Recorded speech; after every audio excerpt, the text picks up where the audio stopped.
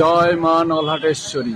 আজ নলহাটেশ্বরী মাতার বাৎসরিক অনুষ্ঠান তিথি, সেই জন্য মন্দির সুন্দরভাবে সেজে উঠেছে। জয় মা নলহাটেশ্বরী।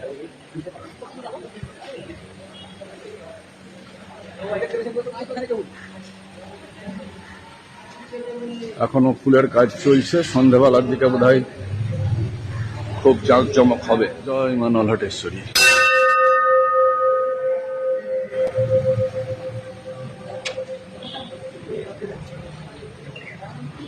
এই যে মন্দির দেখছেন, এটি 700 বছরের পুরনো মন্দির।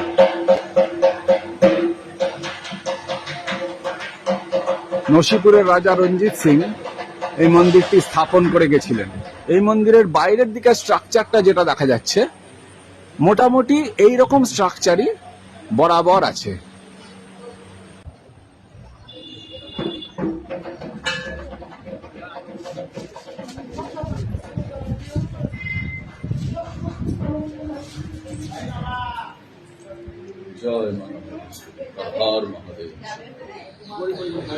মন্দিরের ঠিক পাশেই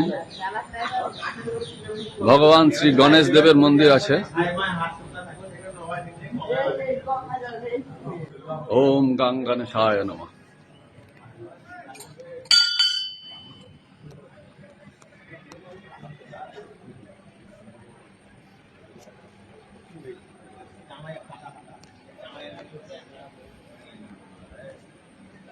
হর হর মহাদেব শম্ভু। নলহাটেশ্বরী মাতা মন্দিরের সংলগ্ন বাবা যোগীশ ভৈরব। হর হর মহাদেব শম্ভু। ওম নিত্যগোপাল। ওম নমঃ শিবায়। ওম নমঃ শিবায়। ওম নমঃ শিবায়।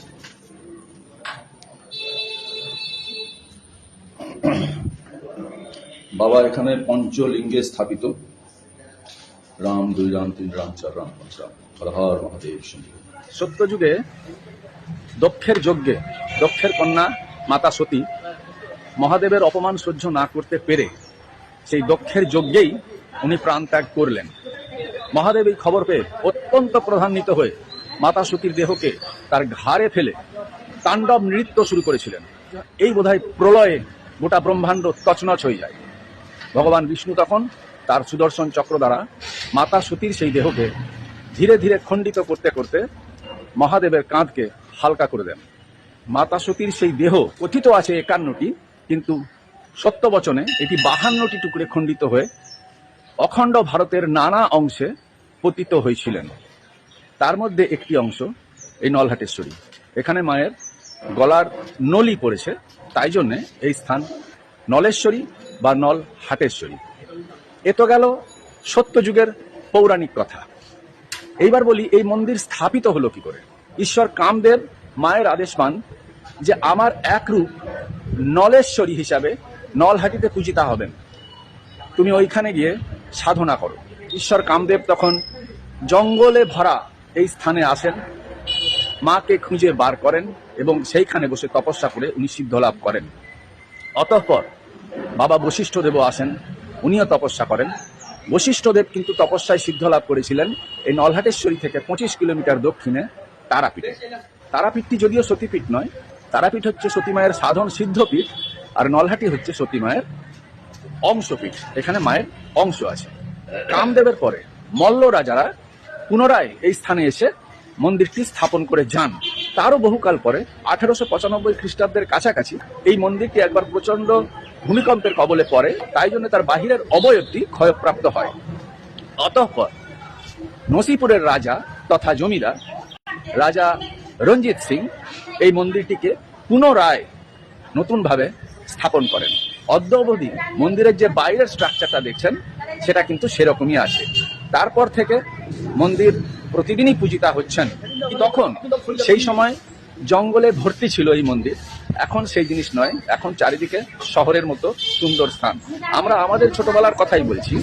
আমরা আমাদের ছোটবেলায় মন্দিরকে যেরকম গ্রাম্য একটি সুন্দর রূপে দেখতাম, বর্তমানে কিন্তু মন্দির সেই গ্রাম্য রূপে নেই। এখন মন্দিরে শহরের মতো জাঁকজমকপূর্ণ সমস্ত কিছু আয়োজন করা হয়েছে। সেটিও দেখতে খারাপ নয়, সেটিও যথেষ্ট সুন্দর, কিন্তু আমাদের কেন যেন মনে হয় মন্দিরের সেই পুরনো রূপটি বোধহয় বেশি ভালো ছিল। এই মন্দির সেই কামদেব থেকে শুরু করে রামায়ণের সঙ্গেও যুক্ত, মহাভারতের সঙ্গেও যুক্ত। রামায়ণে শ্রীরাম রাবণ বধ করে মাতা সীতাকে নিয়ে যখন অযোধ্যায় ফিরছিলেন, তখন এই স্থানে এসেছিলেন, মাকে পুজো দিয়েছিলেন। তার নিদর্শনও আছে। এই মন্দিরের সামান্য পশ্চিমে একটা অংশে সীতা মায়ের চুলের ছাপ, হনুমানজির বসার ছাপ, সীতামা এবং প্রভু রাম পাথর দিয়ে গুটি খেলেছিলেন তার ছাপ, এইসব ছাপগুলো একই জায়গায় এখনো পর্যন্ত আছে। এবং সেই জায়গাটিকে বর্তমানে এখানকার স্থানীয় লোকেরা সবাই মিলে চেষ্টা করে রাম সীতা মন্দির বলে একটি মন্দির স্থাপন করে দিয়েছেন। আপনাদেরকে আমি আজকে সেই মন্দিরটির অংশও দেখাবো। এ তো গেল রামায়ণের কথা। এবার মহাভারতের সঙ্গে এই মন্দির কিভাবে যুক্ত সেটাও বলি। অজ্ঞাত সারে, অজ্ঞাত জীবনে যখন পঞ্চপাণ্ডব ছিলেন, তখন ওনারা যেমন তারাপীঠের পাশে একচক্রা গ্রামে বেশ কিছুদিন কাটিয়েছিলেন, সেই রকম এই নলহাটিতেও কিছুদিন এসেছিলেন। এই যে আমি আপনাদেরকে এক্ষুনি যোগেশ ভৈরব মন্দির দেখালাম, এটি পঞ্চলিঙ্গে স্থাপিত। পঞ্চলিঙ্গ ভগবান শিব আপনারা সেইখানেই পাবেন যেখানে যেখানে পঞ্চ পাণ্ডবের উপস্থিতি ঘটেছিল।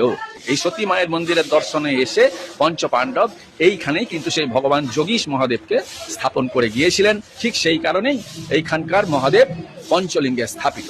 এবার আসুন আমি আপনাদেরকে সেই রাম সীতা মন্দির, যেখানে ভগবান শ্রীরাম এসেছিলেন, সেই রাম মন্দিরটা একটু দর্শন করিয়ে দিই। জয় শ্রীরাম। এই সেই সীতা মায়ের চরণ মন্দির। একদিকে মা কালী আর একদিকে মা দশভুজাকে নিয়ে মধ্যখানে শ্রীরাম, মাতা সীতা, লক্ষ্মণজি, হনুমানজির একটা মন্দির করা হয়েছে। এই পবিত্র স্থানেই শ্রীরামচন্দ্র অযোধ্যা থেকে ফেরার সময় মাতা সীতাকে নিয়ে সতী মাতা দর্শনে এসে কিয়ৎক্ষণ বিশ্রাম করেছিলেন। এই সেই মাতা সীতার চরণের ছাপ। আর ওইখানে প্রভু শ্রীরামের সঙ্গে মাতা সীতা গুটি খেলেছিলেন, তার গর্ত গর্ত করা আছে। এবং ওই এক কোণে মাতা সীতার চুলের ছাপও আছে। আমি আসলে একটু দূর থেকে কভার করছি, তো মন্দিরের দরজা বন্ধ, সেজন্য আপনাদের হয়তো একটু আবছা লাগলো ব্যাপারটা। আজকের মতোই প্রতিটি দিন যেন আপনাদের অতি পবিত্রতায় কাটে, সেই আশা নিয়েই রাম রাম, বন্দে মাতারাম, ভারত মাতা কি জয়, জয় সনাতন, জয় ভবানী।